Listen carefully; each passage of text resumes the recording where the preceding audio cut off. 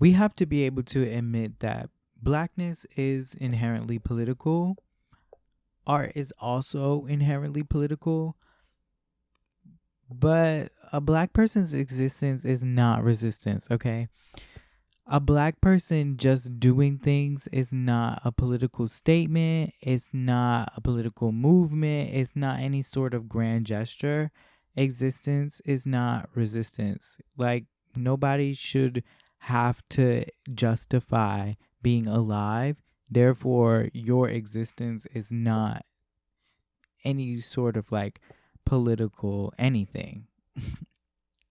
Blackness is inherently political because the concept of race is made up. While it has applicable like uses today, it's made up. I forgot what I was about to say. Hold on. I'm not going to start over because every time I start over and try to get perfect, it becomes boring. So we need to stop attaching blackness to American. I have notes right here. We need to stop attaching blackness to American or imperial successes. If we want to talk about blackness in the context of the environmental influences it has on us in individual and group aspects, that's completely fine. Like, if you want to say like Black American as an ethnic identity, I understand that. That's completely separate. But like, I feel like a lot of times now when people want to take pride in the American identity, but they want to like divorce themselves from the responsibilities and the consequences of the American identity because they understand that Americans are not beloved all over the world, they will add their blackness because they're like, black people are treated like second class citizens in America. So we're not like, it's supposed to like assuage them of their guilt and their culpability of, the American identity. But I don't really agree because yes, we are treated like second class citizens, but we benefit from our second class citizenship.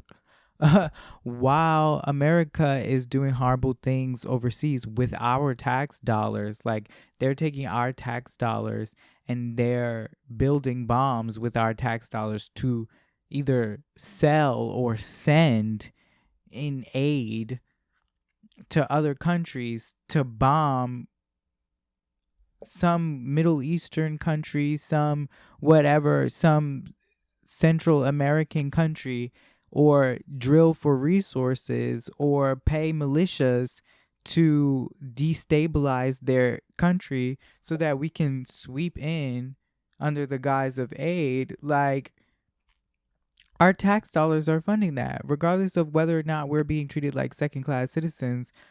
America is doing that, and we have an American citizenship, and because of our American citizenship, we're paying literally into that, and then we're not even getting any benefits off of that. Like, you're receiving a sliver of benefits off of genocide.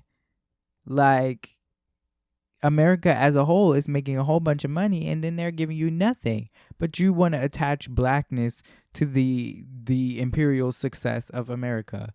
Why? Stop doing that. Like, it seems like you're taking pride in a system that runs on your hard work, and they continue to boldly spit in your face.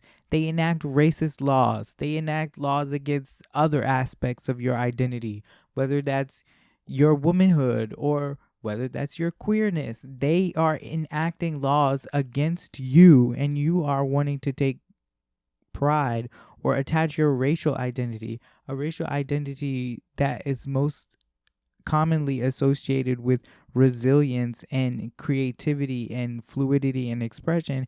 You want to attach that to a violent machine, something that has a terrible reputation. Let me read you a tweet actually that says it even better than I can. Let we built this country go. There is no use for it.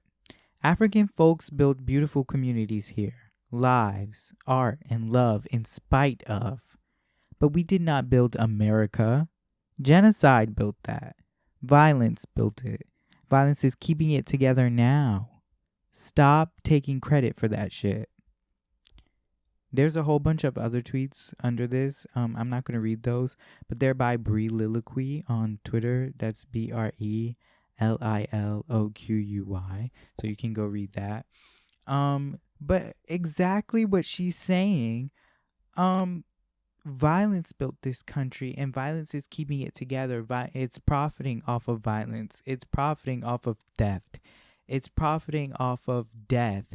And you are attaching your identity to it because you're like, oh, well, if I attach my blackness to it, I'm divorcing myself from the responsibility. You're not divorcing yourself from that other stuff.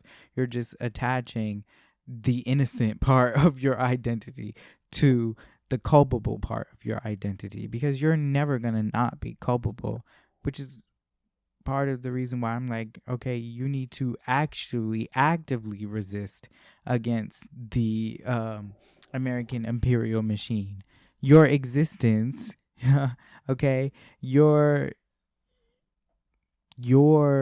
disapproval of being treated like a second class citizen is not enough to actually do something to benefit either your life or someone else's life. That's what I'm saying. Like, you got to stop letting that distract you. I feel like that's part of this system. This is actually how I wrote it down in my little book. I have a booklet. I don't know where it is, but I have a booklet for my podcast ideas.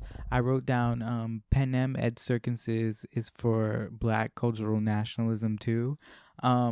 Basically what I was saying is a part of, like, distantly connected to attaching blackness to American imperial success is the fact that okay, first let me explain what panem et circenses is for some people who don't. It is the Latin translation for bread and wine, which is basically saying as long as the population is fed and distracted, they will never complain.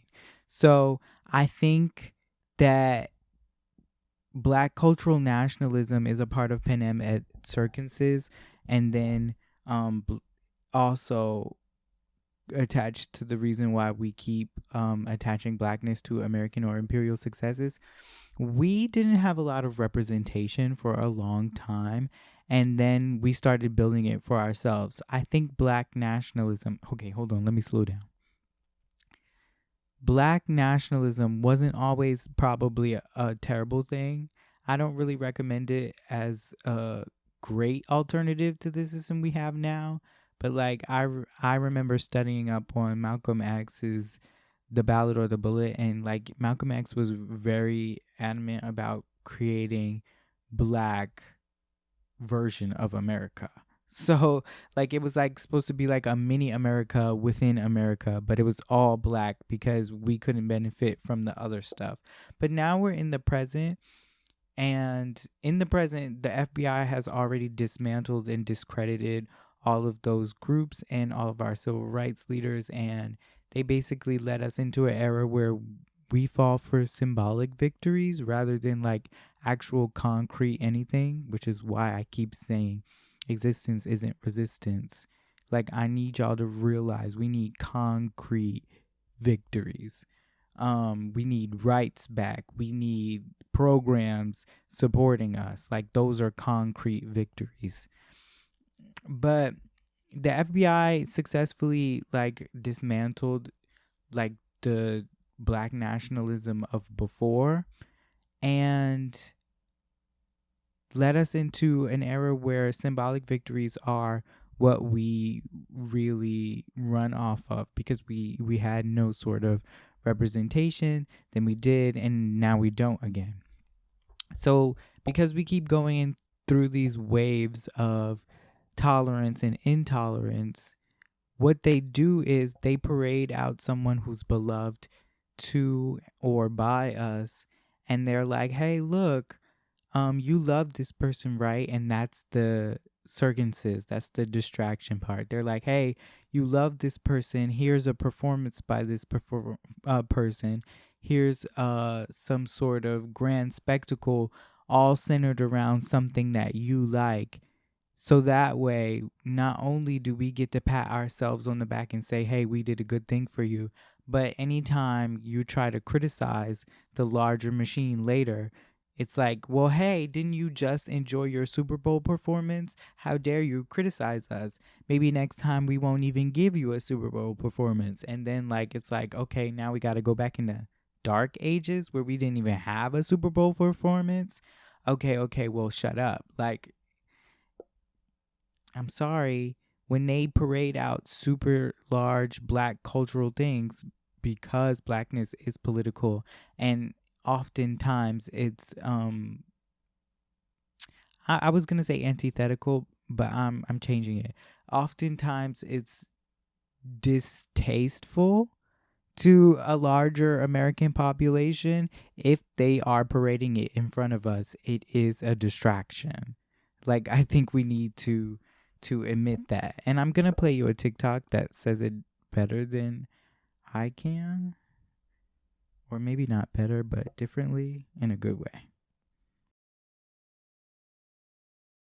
The revolution about to be televised. You picked the right time, but the wrong guy. Amidst all this political symbolism and the co-opting of a revolutionary aesthetic just to then subvert said revolutionary aesthetic, because Gil Scott-Heron said the revolution will not be televised for a reason, let's not forget who paid Kendrick for that performance, or how Zulkarnain Nantambu was escorted off the very same field discussing revolution because he held up the flag of Sudan and Palestine. Championing revolution and anti-capitalism within the halls of capitalism itself is a sign that capitalism is strong enough to ingest critiques of itself and continue on because it's not actually being threatened. The NFL posting the performance that they approved on their TikTok page with the words, "The revolution is about to be televised," might as well be their way of laughing in our faces. This is the same NFL that didn't want Kaepernick kneeling, and the same NFL that actively does propaganda for the military.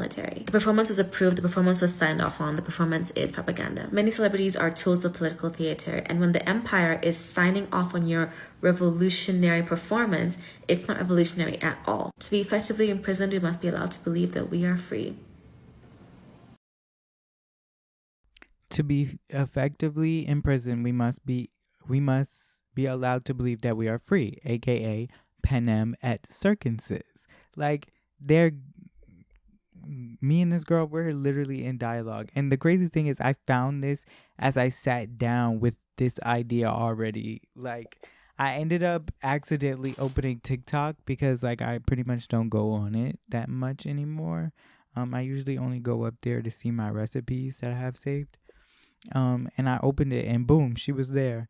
So it was divine timing. But yeah, so in the context of the Super Bowl halftime performance and Beyonce's halftime performance as well, the two of them are artistically gifted. Like, they're just amazing. Like, yeah.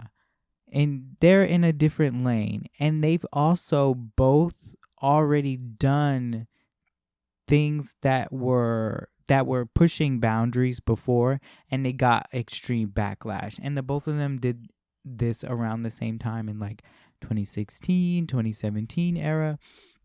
And they've both been a part of the media machine for a while.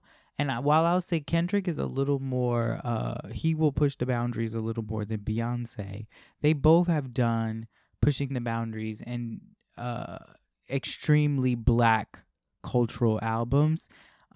They're past that point in their careers now. So I don't think that either one, I don't think that either one of them would really sacrifice a artistic message that they want to say for a political message, because they are past those points in their careers.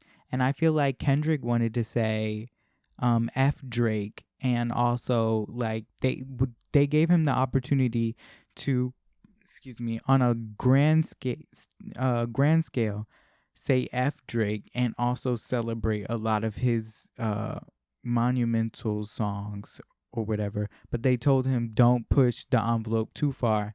And because his current objective is not to become a political symbol, but rather to finish off this rap beef for the vendetta's sake and for the artistic sake, he just did that on stage. The Beyonce, I feel like hers was saying F y'all for saying I can't make a country album, and then I made a great country album, And then y'all still over here talking about I can't make a country album. That was her big F you. Kendrick's was his big F you. Neither one of them was intending to do something grand and political, and the both of them could have done what they did without using the American flag iconography, imagery, whatever you want to call it. They chose to do it anyway. They chose to take a part of the American identity, the American propaganda, the hey, look over there, the positive associations with the American identity. That's what I mean by attaching blackness to imperial success. Not only are sometimes you're saying, hey, that's American success, I want to attach blackness to it, but you're also letting America co-sign black success. Like your success in the black genre, Beyonce, this is specifically about Beyonce at this point. Her success within the country genre and doing an Americana album could have been done without American flag imagery, because cowboy imagery is not the same thing as American flag imagery. And she talks about seeing black cowboys all the time, and like maybe they were wearing blue jeans and cowboy hats and stuff, but were they all decked out in American flags all the time? And if they were, the ones that she saw, if I'm thinking correctly, when she did all that research, she would have been able to see that there are cowboys without that stuff. Cowboys that were maybe dressed in brown and white cow print and blue jeans, or this and that and this and that. Like, okay, she could have done that without that. And then this for Kendrick's background performers, I feel like, well, and maybe even for the same thing for Beyonce's, I feel like that's a cop out, because if you want to do something on the scale that is people watching football in America, and you don't want to alienate anyone because you want to make in your money without being censored, you know, if you're on air and you do something that they don't like, they can fine you. If you want to, you know, do whatever you're doing, get it done easily, get this unity, get no protest, no backlash, use the American flag colors. What American would argue against the American flag colors and not sound crazy? What and then when you're choreographing large dance groups, especially for camera crews in like television, having groups of people in one solid color helps move them around. You could be like, okay, this group go there. The blues should be over here at this time. Red should be over here. Even though like maybe you'd be like, oh, they didn't tell us in those groups at during the performance, per practice or rehearsal. Maybe they didn't, but I bet you it sure made it easier come time to put it on the TV. Like, Kendrick knows what he's doing too. Like I said, Kendrick and Beyonce have both pushed the envelope, but like think about 2016 Grammy Kendrick. That performance was off any charts that they had. Like, and he got backlash for that. He put black people in actual costumes that said something, and that said something about blackness. That's why I'm like, this is not a political message. The country's divided. Oh, anybody could have done that. Like, Macklemore could have done that. But only Kendrick could have had black men in shackles with his own shackles on as his arms are around the microphone as he's performing. Only Kendrick could have done that. Only a black person could have done that. That's blackness as resistance. What happened on the Super Bowl? Girl,